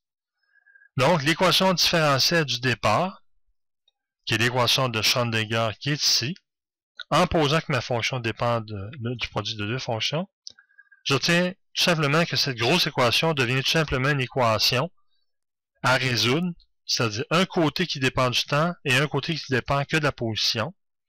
Et dans cette situation-là, parce que un ne dépend pas de l'autre, la seule possibilité qui reste, c'est soit que les deux fonctions soient égales à 0, ce qui nous mène tout simplement nulle part, ou que les deux soient égales à une autre sorte de constante, que dans ce cas-ci, je vais poser comme étant E, et vous allez voir plus tard que le E est en fait une valeur d'énergie. Maintenant, si les deux sont égales à E, donc naturellement les deux sont égales, je prends le terme de gauche ici, et donc je les réécris comme ceci. Alors ceci est égal à E, que je mets sur une seule ligne. Voici ma première équation différentielle, et le terme de droite qui est égal à ceci, qui est donc ceci, avec le terme d'énergie aussi. La première est définitivement la plus facile, alors vous savez que ça va être égal à une fonction ici, une constante qui va dépendre, parce que c'est une constante d'intégration, il n'y en a rien qu'une parce que c'est une dérivée d'ordre 1, pardon. Donc le résultat va être le suivant, tout simplement. Et G, eh bien le deuxième dépend de G de X comme ceci. Et si nous solutionnons ici, l'hamiltonien, je vous rappelle, inclut un terme qui est le Laplacien. Le Laplacien est une dérivée double. Donc, il va y avoir deux valeurs. Si je solutionne en disant que c'est un exponentiel, nous allons arriver au même problème que nous avons eu tout à l'heure. Donc, d'emblée, nous allons poser une solution qui va dépendre de termes trigonométriques tout simplement. Et je vous laisse faire le calcul et vous allez arriver facilement au résultat suivant. Ça va? Alors, sachant que g de x est égal à ceci, nous avons comme solution totale donc le produit de la première fonction, f de t, fois g de x. C'est l'équation qui nous occupe. Et encore une fois, si on fait la contrainte de l'énergie, nous allons obtenir tout simplement que l'énergie, vous voyez ici, c'est exactement le même terme, avec le L qui est justement dépend de où est situé ce potentiel, qui est nécessairement entre 0 et L dans ce cas-ci. Et un terme, dans ce cas-ci, j'ai mis N comme compteur, qui peut être 0, plus ou moins 1, plus ou moins 2. Mais vu que c'est au carré, alors c'est de 0, mais 0 ne signifie pas grand-chose en fait, parce que ça fait tout égal à 0. Donc ça commence à 1, 2, 3, 4, 5, 6, etc. Alors, voilà la solution que nous obtenons. Donc vous voyez, malgré le côté rébarbatif du départ, grâce à un truc mathématique ingénieux, nous avons été capables d'obtenir une solution facilement, qui est la suivante. OK, maintenant nous allons considérer le fait d'un potentiel central. Dans ce cas-ci, je fais la remarque première suivante. La fonction de psi va dépendre, encore une fois ici, d'une fonction qui dépend de la position, R, et d'une position ici, phi.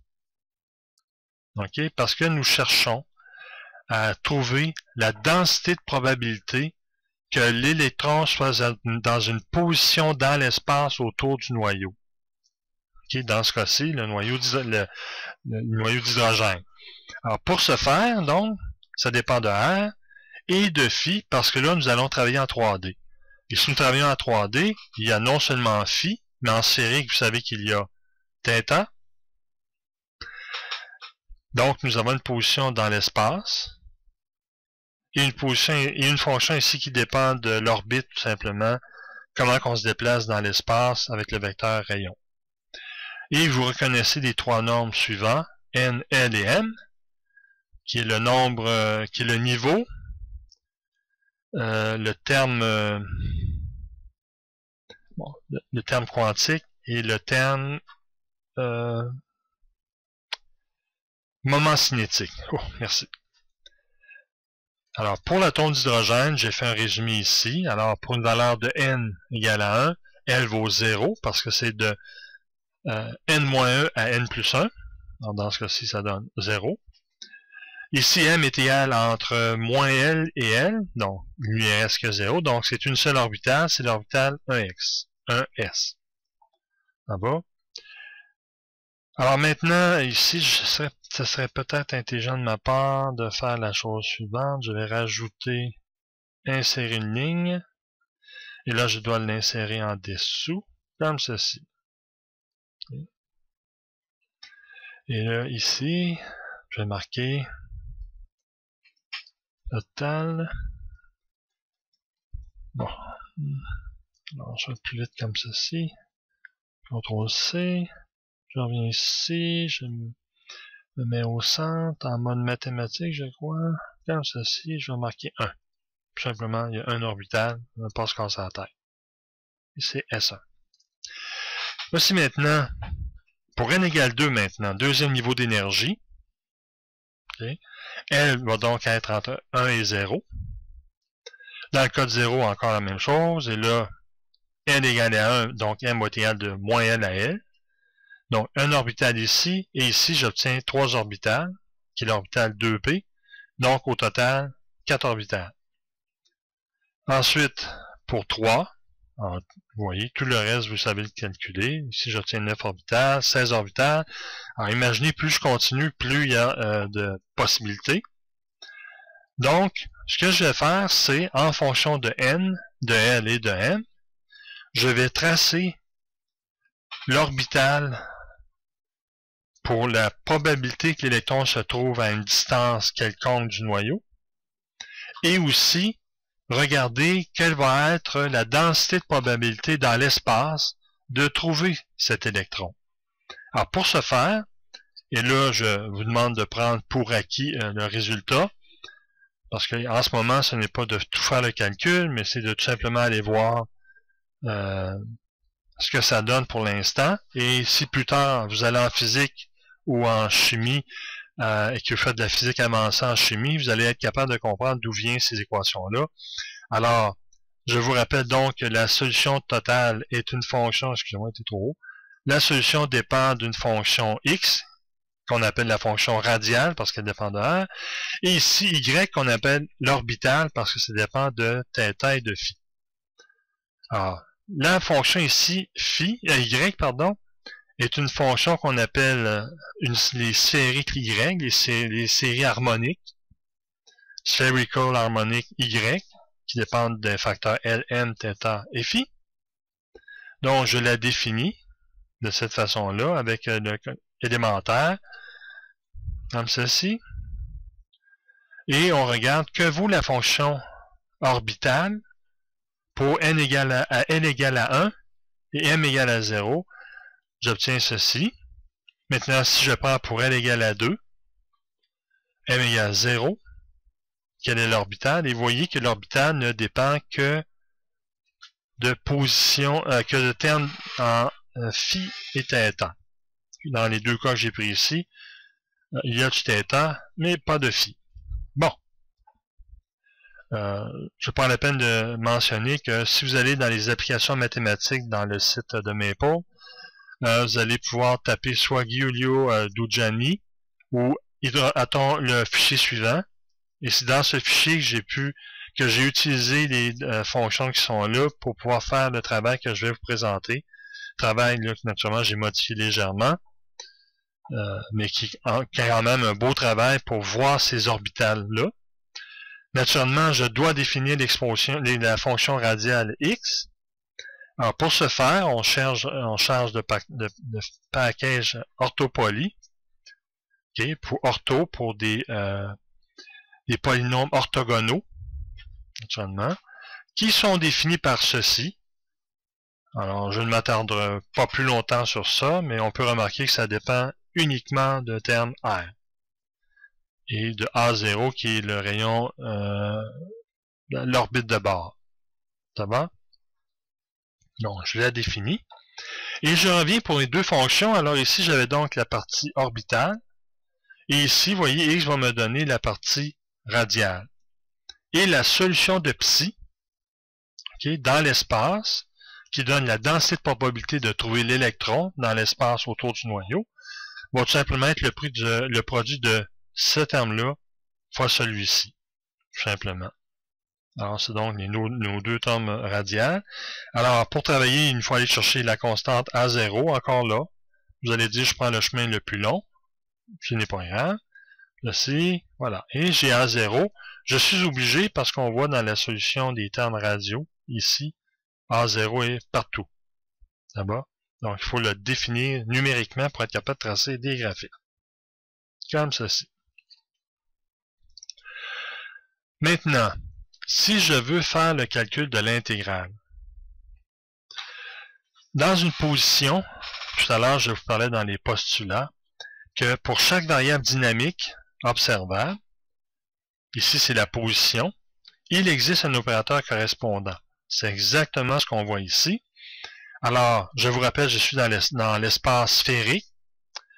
Donc, le volume en sphérique s'exprime par r carré dr sin θ dθ dφ. Phi, c'est le terme qui va de 0 à 2π. Okay, alors, vous tournez autour du cercle, comme ceci, et j'aurais dû prendre le temps de mettre un graphique, je m'excuse, mais là, je n'ai pas le temps d'aller le chercher comme ceci. Là. Mais on voit que le phi tourne de 2 θ, et le θ de 0 à 2π, pardon, et le θ de 0 à π. Bon, on va l'avoir. Donc, si je veux calculer la probabilité de trouver la particule à une distance r radiale par rapport au noyau, ok. Alors, l'opérateur pour une position, c'est r, et je mets ceci au carré, ok, ABS, parce que si la fonction radiale est réelle, donc le conjugué d'une fonction réelle, c'est la fonction réelle elle-même, et je mets la valeur positive, naturellement, au carré. Et j'intègre simplement donc sur dr. Okay? Je n'ai pas besoin de dv, parce que c'est uniquement dr qui m'intéresse. Donc, j'obtiens que la probabilité de trouver l'électron entre 0, c'est-à-dire le noyau, et l'infini, doit nécessairement être égal à 1, et le calcul ici donne 0.999. Donc, on peut considérer que la probabilité est 1.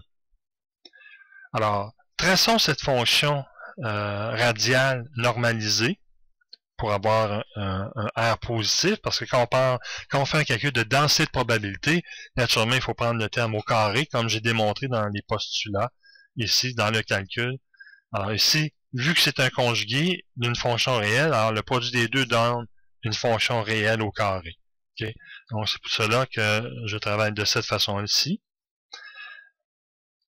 Donc, voici la densité de probabilité. Ça donne ceci. Vous voyez, j'ai R carré ABS au carré. Je vous rappelle le R ici. Et ici, c'est l'opérateur fonctionnel associé à l'opérateur observable R, la position. J'obtiens ceci.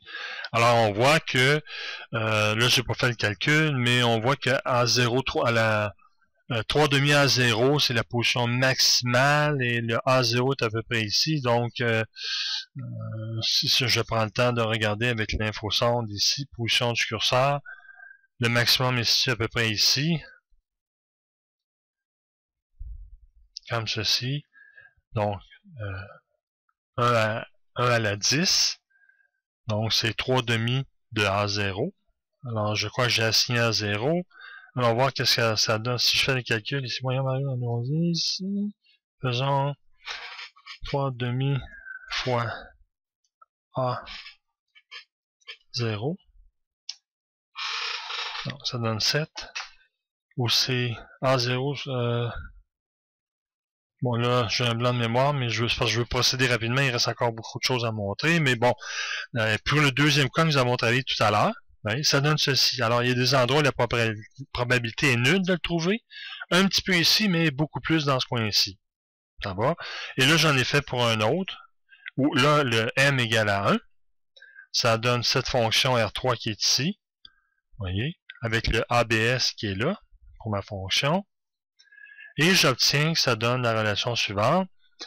Alors, je vais les exécuter les trois, pour être sûr que j'ai les trois fonctions, parce que je veux les afficher un en même temps, un à côté de l'autre en même temps. Ah, oups, j'ai passé R3. Et ici, bon. Alors maintenant, si je fais R3 et que je trace les trois graphiques un par-dessus l'autre, alors vous voyez, j'ai la première, 1, j'ai la 2 qui est ici, et j'ai la 3 de cette couleur-ci. Alors voilà, trois fonctions radiales qui sont probables et qui ont chacune leur densité de probabilité différente.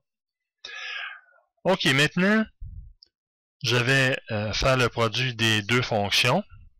Alors, j'écris un opérateur fonctionnel avec maintenant psi, dans lequel j'ai la partie radiale, qui est tout simplement R, X, et la fonction, l'harmonique sphérique ici dépend de θ et phi. C'est pour ça que la fonction psi dépend de n, l, m, r, θ et phi. Donc, j'exécute. Et là, si je calcule la fonction pi pour n égale 2, n égale 1, m égale 1, j'obtiens la fonction suivante. La question qu'on peut se poser, c'est il faut que la probabilité de trouver un électron dans l'espace total soit égale à 1. Alors, je vous rappelle qu'en coordonnées sphériques, si on veut calculer le volume, c'est donné par le terme qui est ici. Alors, r carré dr sin θ dθ dφ. Donc, si je fais l'intégrale ici pour calculer la probabilité, ok. Alors, ici, alors, d'après mes pôles, ceci serait dθ, alors ce serait θ, j'ai dit que c'est de 0 à pi, phi de 0 à dφ, et r de 0 à l'infini. Allons à l'autre, petite erreur. Alors, j'ai infini ici. Bon, nous allons exécuter, voir qu'est-ce que ça donne. Et c'est tout près de 1. OK. Alors, voilà. Alors, j'ai marqué mystère parce que la première fois, ben, de toute évidence, quand j'ai fait un calcul une fois, j'ai inséré ça et ça donnait pas une valeur. Donc, je l'avais repris de cette façon-là, mais cette façon-ci, je l'avais fait correctement. Donc, pour les prochains, si jamais j'ai à remontrer ce problème, je vais tout de suite enlever ceci. Voilà. OK. Bon, maintenant, la probabilité est 1. Donc, tout est correct. Ma fonction est normalisée dans l'espace. Donc, pour tracer en 3 dimensions, nous allons avoir besoin des deux packages suivants. Plot et Plot Tool. Alors, si vous venez pour charger un package ici, c'est graphique. Et ensuite, c'est outils graphiques. Ça va? Pardon. Alors, j'exécute.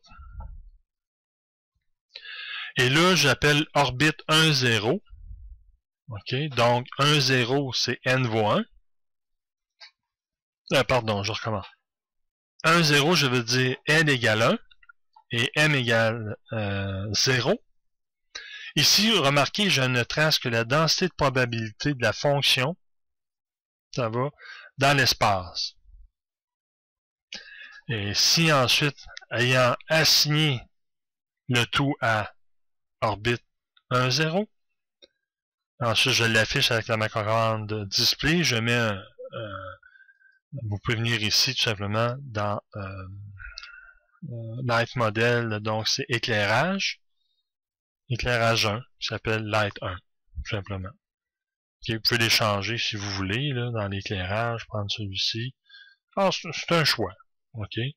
Donc, voici la probabilité orbitale, dans notre cas, pour L égale 1 et M égale 0. Maintenant, dans un autre P, ils sont toujours dans P, et nous continuons avec L égale 1, mais dans ce coup-ci, je prends M égale 1. OK? Je fais la même chose, et on obtient un beau beignet comme ceci. Et si je mets donc les deux probabilités de densité ensemble, ici j'ai pris pour m égale moins 1, vous voyez ici, ça donne la même chose, là-bas, et je mets le tout ensemble, alors l'orbital L égale 1, M égale 1, et L égale 1, M égale 0, je mets les deux ensemble, et voici la densité de probabilité orbitale de la fonction. Donc l'électron, nécessairement, se situe dans cette situation, et pour le plaisir, j'en ai fait un autre, ici avec L égale 5, M égale 2, j'ai pris ça totalement au hasard, parce que j'en ai essayé quelques-unes, et on obtient le beau petit modèle suivant, tout à fait agréable. Oui, ça rentre ici. Et si on regarde attentivement, naturellement, ici, il faudrait que j'agrandisse. Et si j'agrandis ici au milieu, là, alors peut-être qu'on peut le faire avec le manipulateur. Alors, c'est une perspective, je me souviens bien. Alors, si on grossit, on s'approche. Eh bien, théoriquement ici, là, à la limite, si j'avais fait une grille plus petite, parce que naturellement ici je suis restant à ma grille, mais je vous dis que si vous mettez une grille supérieure, alors considérons que j'ai un peu le temps là, mais pas vraiment, mais je vais le faire pareil juste pour vous montrer qu'est-ce que ça change. Je prends une grille plus grande, je refais le calcul, alors orbite 5.2 a été recalculé, je retrace comme ceci, et remarquez que, vous voyez, pour le même zoom, je me suis approché. Vous voyez, maintenant, je peux augmenter encore plus. On est plus près. Oui, augmenter. Bon, mais alors, vous voyez, en augmentant comme ceci, mais là, plus je vais aller profond, ici, ça devient de plus en plus petit. Mais à la limite, je prendrais une grille très grande. Théoriquement, au centre, ici, c'est 0, parce que naturellement, l'électron ne peut pas être où est le noyau. Point à la ligne. Alors, c'est juste le seul point que je voulais avancer. Alors, voici, j'ai fait avec des composantes qui vous allez retrouver dans le document là, que je vous ai présenté au tout début, là, qui m'a servi de base à faire ce numéro-là. Alors, dans les composantes, j'ai utilisé les composantes suivantes. Voilà. Alors ici, c'est un combo box qu'on appelle, ici, que j'ai mis là, qu'on peut faire ici. Alors, ici, c'est pour N. Vous pouvez faire l'édition de la liste des éléments. Alors, il y a de 1, 2, 3, 4, 5, 7 qui est mis. En ce moment, l'élément sélectionné est sélectionné est le 3. Maintenant, vous venez dans encore un combo box. Vous voyez? Encore 0, 1, 2. Ainsi de suite. Alors, c'est tout. Et dans démarrer, si vous venez dans édition, cliquez action, vous allez remarquer que, bon, ici, ceci c'est ce qui apparaît toujours quand vous créez une nouvelle composante. Là-bas. Alors, vous reconnaissez les trois packages qu'on a utilisés. Et c'est tout simplement ici, le X de tout à l'heure, je vous rappelle, c'était pas un X majuscule, c'est le chi, okay, qu'on utilise pour quand on veut parler de l'équation radiale. J'aurais dû vous le mentionner avant, je suis désolé. Et c'est donné par l'équation qui est là. Donc, c'est exactement les données tout à l'heure qui sont là. Et on définit la fonction psi comme étant le produit de chi ici et l'harmonique sphérique y qui est là. Et la fonction orbitale comme j'ai utilisé tout à l'heure. Et en fonction du fait que nous allons chercher la valeur de Q, de N, L et Q, nous allons pouvoir tracer la fonction orbitale qui est calculée par ceci. Nous pouvons ensuite utiliser la fonction A0 pour la valeur, parce que dans les termes qui sont ici, le A0 apparaît, vous voyez, comme ceci.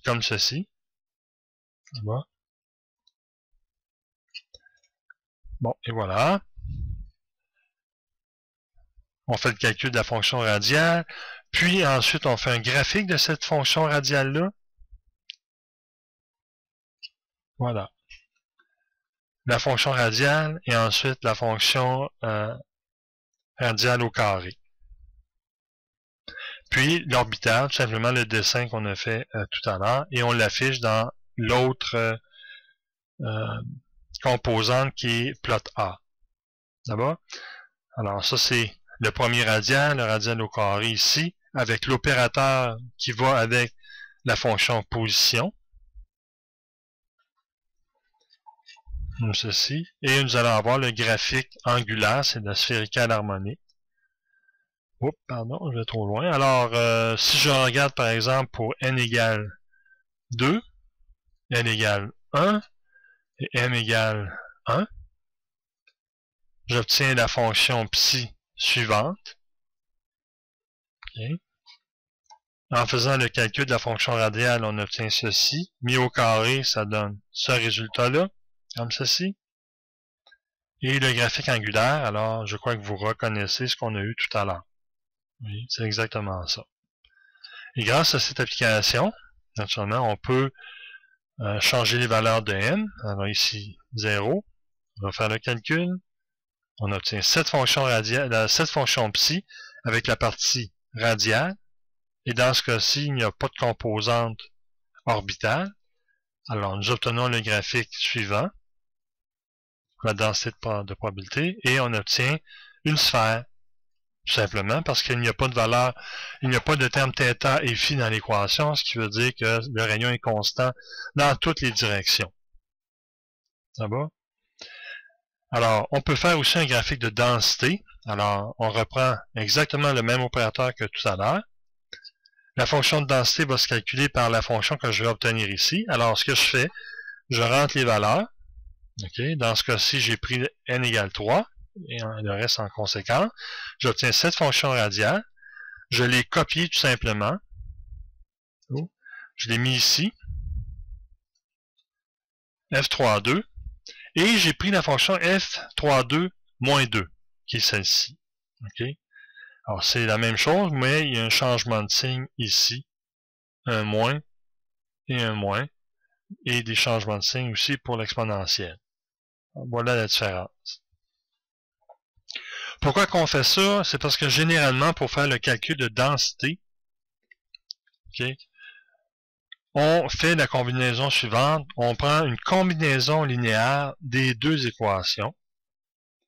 Dans ce cas-ci, vu que c'est 3, donc c'est dans P, 2,2, donc 3D, P3D. Donc F322 plus F32 moins 2. Ça donne le résultat qu'on simplifie. Okay. En simplifiant, naturellement, les exponentielles qui sont ici et qui sont là sont converties en termes tout simplement trigonométriques. Ensuite, j'ai fait une substitution algébrique pour le 2 phi qui est ici. Je l'ai fait remplacer par ça. Ça donne le résultat suivant que j'ai copié ici. Et avec ceci, maintenant, je peux faire la chose suivante. Alors, on sait que x est égal à r sin θ cos phi, y est égal à r sin θ sin phi, et je veux transformer les équations en sphériques pour tout simplement les mettre en termes de x, y, en considérant que z va être égal à 0. Ça va? Alors, j'ai une fonction en 3 dimensions et je vais tout simplement prendre le plan z égale 0 pour couper la fonction et regarder comment se répartit la densité de probabilité de la fonction.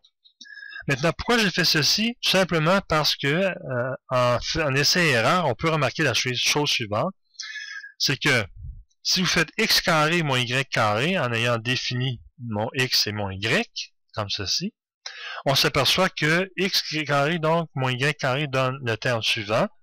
Et vous avez cos carré, alors ici vous avez r carré sin carré, qui est commun aux deux. Et vous avez cos carré moins sin carré. OK?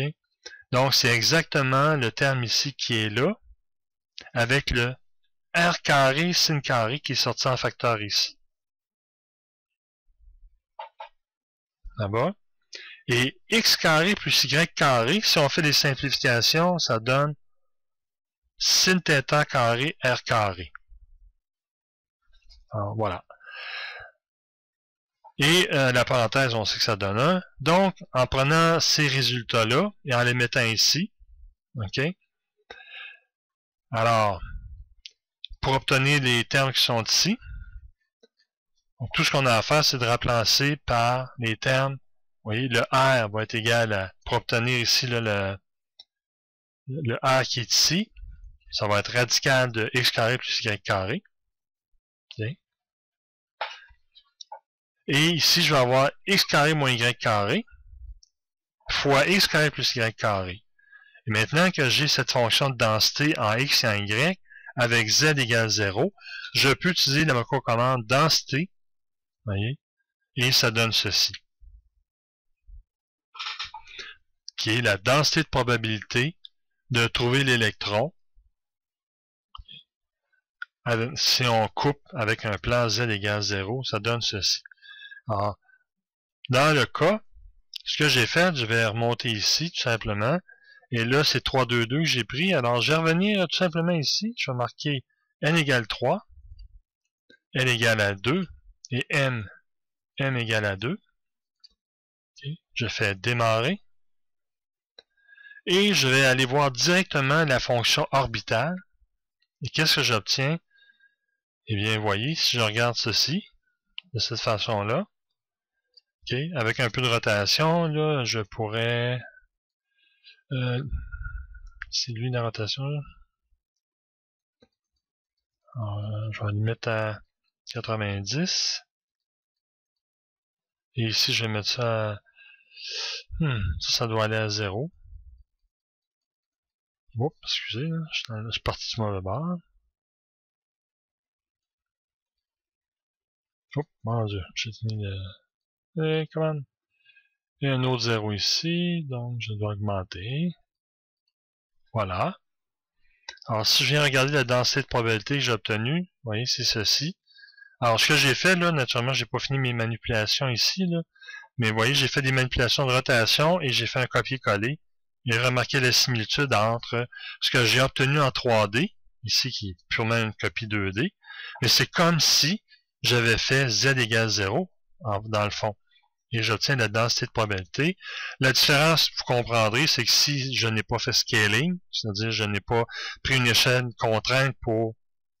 ça aurait tout de suite augmenté le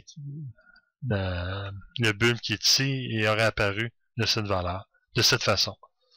Donc voilà, facilement et sûrement, on peut maintenant, grâce à la mécanique quantique et les équations qu'on connaît, savourer toute la puissance des orbites d'un électron autour d'un noyau. Maintenant, je vous rappelle ici que j'ai pris un cas très simple qui est celui de l'atome d'hydrogène. Et naturellement, si on saute à l'hélium, ça commence à être un petit peu plus compliqué et ainsi de suite.